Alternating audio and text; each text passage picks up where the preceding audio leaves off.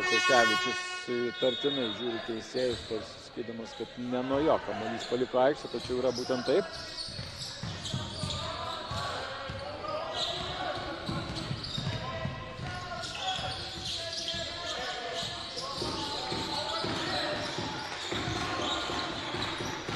Mažeika, jo rizikingas perdavimas, adresatas suranda ir pelno du taškus Nojus Jankūnas.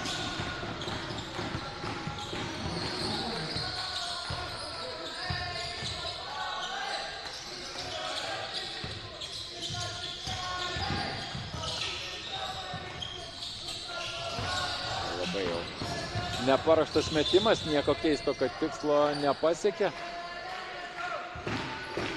Atsipalaidavo visiškai jaunieji vilniečiai.